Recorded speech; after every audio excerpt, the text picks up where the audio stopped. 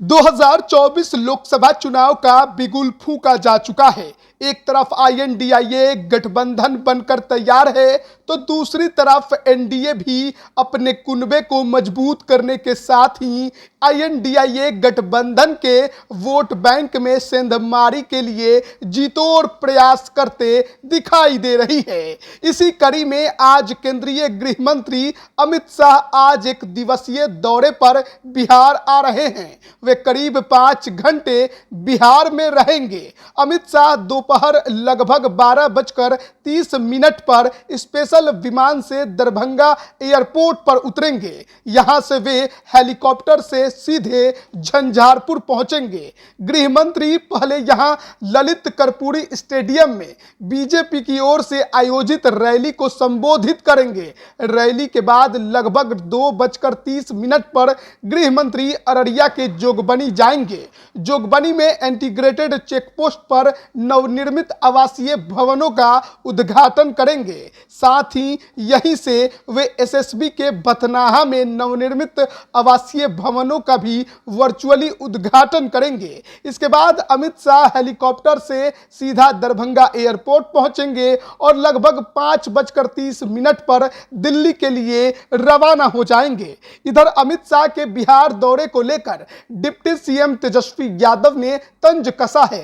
तेजस्वी ने शुक्रवार को कहा कि गृह मंत्री अगर साल के 365 दिन बिहार में रहेंगे तो उसका फायदा हम लोगों को ही मिलने वाला है। अमित शाह का बार बार बिहार आना दिखाता है कि वे कितने डरे हुए हैं। बिहार में महागठबंधन की सरकार बनने के बाद अमित शाह का एक साल में यह 6ठा दौरा है। पिछले साल सत्ता परिवर्तन के तुरंत बाद 23-24 सितंबर को उन्होंने सीमांचल के पूर्णिया से चुनावी रैली का आगाज किया था। इस दौरान उन्होंने किशनगंज में एक दिन का प्रवास भी किया था। इसके बाद 11 अक्टूबर 2022 को जेपी की जयंती पर अमित शाह सारण के सिताब दियारा पहुंचे थे। स्वामी सहजानंद की जयंती पर केंद्रीय गृह मंत्री ने 25 फरवरी 2023 को वाल्मीकि नगर में सभा को संबोधित किया था। 2 अप्रैल 2023 को अमित शाह सम्राट अशोक की जयंती पर नवादा पहुंचे थे,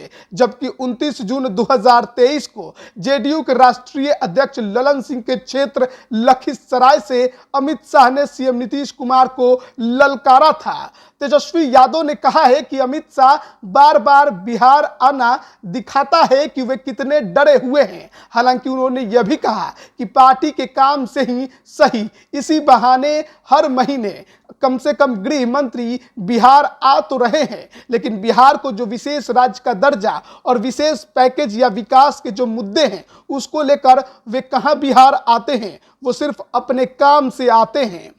गृह मंत्री अमित शाह की इस रैली से पार्टी मिथिलांचल की 5 लोकसभा सीटें झंझारपुर, मधुबनी, दरभंगा, सुपौल और मधेपुरा को साधेगी।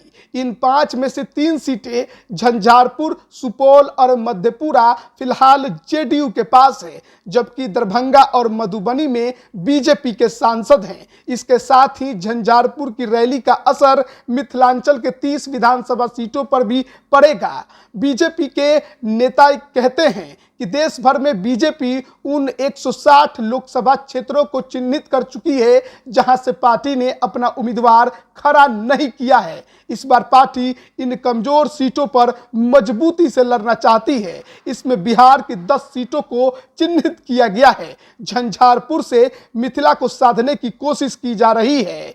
बीजेपी नेता ने बताया कि रैली में आज लगभग 1.5 लाख लोगों के आने की संभावना है। आपको बता दें कि झंझारपुर लोकसभा सीट से बीजेपी बस एक बार चुनाव जीती है।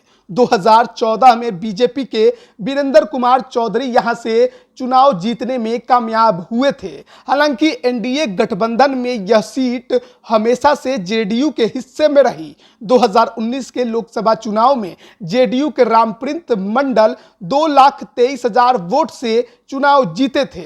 इस बार बीजेपी झंझारपुर विधानसभा क्षेत्र से 4 बार के विधायक और राज्य के पूर्व सीएम जगन्नाथ मिश्र के बेटे नीतीश मिश्र को झंझारपुर लोकसभा से अपना उम्मीदवार बना सकती है। है। हालांकि अगर दावेदारी की बात करें तो पूर्व मंत्री और जाले से विधायक जीवेश मिश्रा के भी नाम की चर्चा खूब चल रही है। हालांकि पार्टी के कोई भी नेता फिलहाल इस पर औपचारिक रूप से कुछ भी बोलने को तैयार नहीं है। लेकिन आज अमित शाह की झंझारपुर में रैली है। क्या एक बार फिर से गृह मंत्री का वही पुराना अंदाज देखने को मिलेगा? क्या एक बार फिर से नीतीश और लालू की जोड़ी पर कटाक्ष करेंगे? ये तमाम सियासी निगाहें आज अमित शाह के ऊपर टिकी रहेंगी कि वो आज के झंझारपुर रैली में क्या बोलते हैं और किस तरीके से अपने विरोधियों पर निशाना साधते हैं। लाइव बिहार यूट्यूब पर सब्सक्राइब और फेसबुक पर